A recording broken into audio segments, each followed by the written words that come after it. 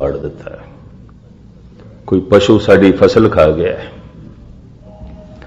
कोई पशु साडा बाग उजाड़ गया है, असीं उसदे ते चोरी का इल्जाम नहीं ला सकते। कर्म की जिम्मेवारी किसी पशु ते नहीं है, किसी पंछी ते नहीं है।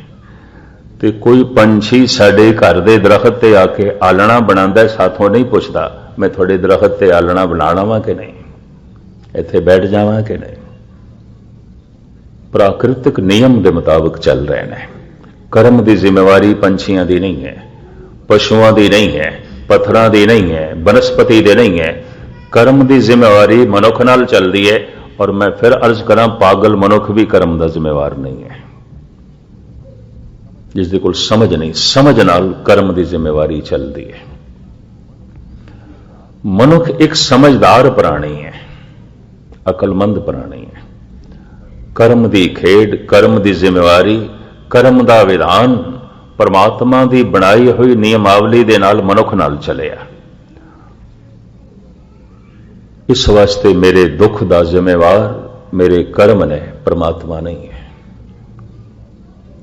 मैं परमात्मा नूं दोषी नहीं ठहरा सकता।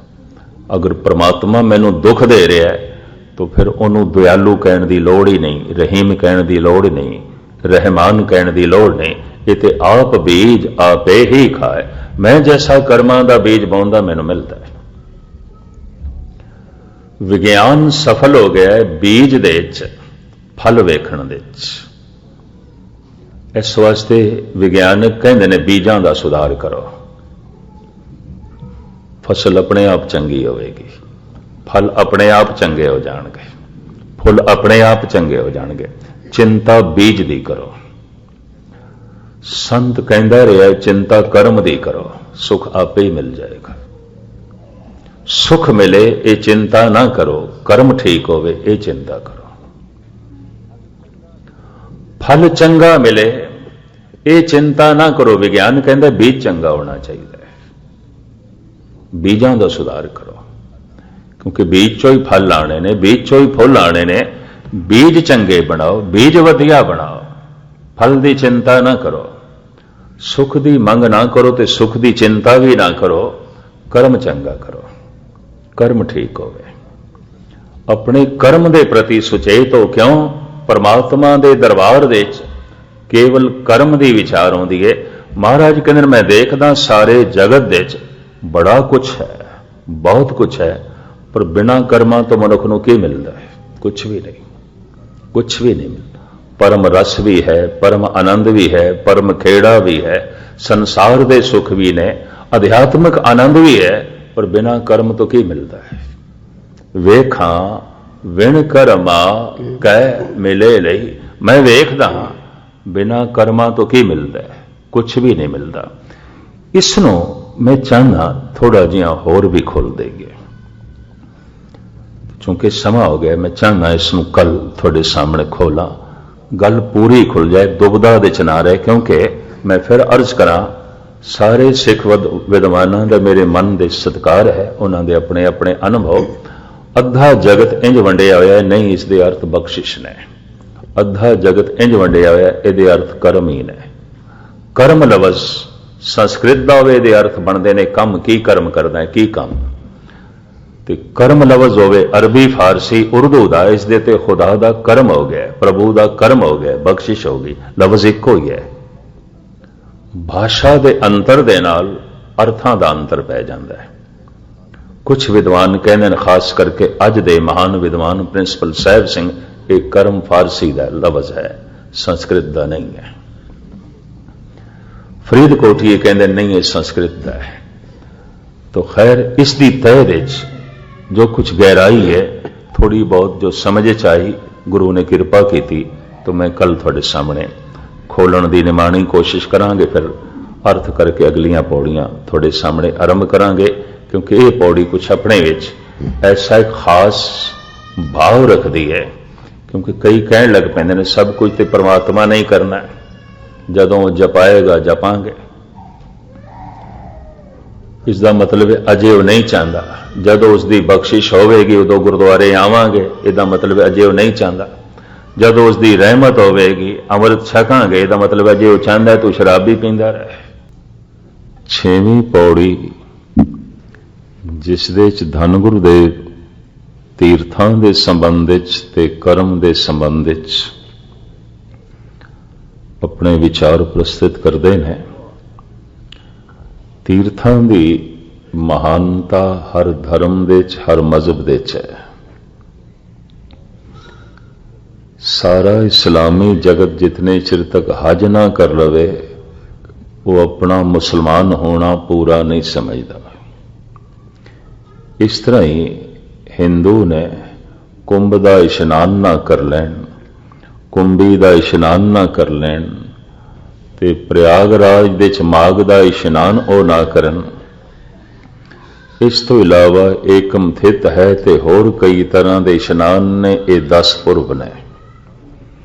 इन्हां 10 पुरबां ते वो 68 तीर्थां दे चों किसी न किसी तीरथ ते इशनान ना करन, वो अपना हिंदू होना संपूर्ण नहीं समझते। इसे तरीके नाल बाकियां दे च भी देखण नूं मिलदा है। सिख जगत दे भी अपने तीरथ ने। धन गुरु अमरदास जी महाराज ने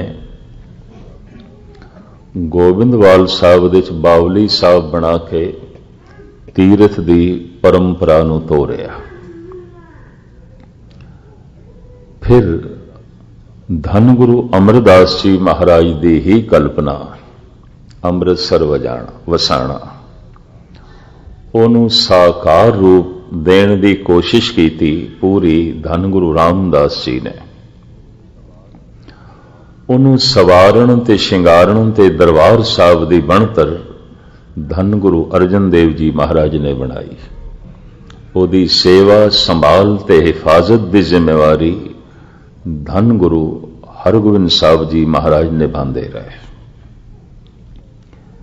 सिख जगत का वह केंद्री स्थान बनया,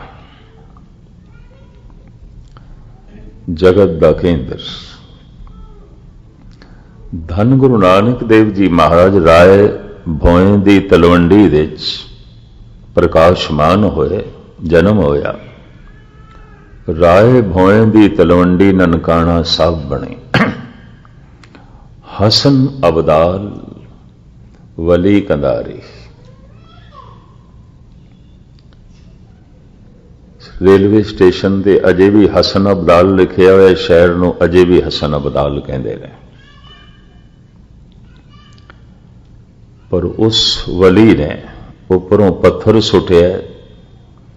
धन गुरु नानक देव जी महाराज ने अपने मुबारक हत्थां नाल रोकिया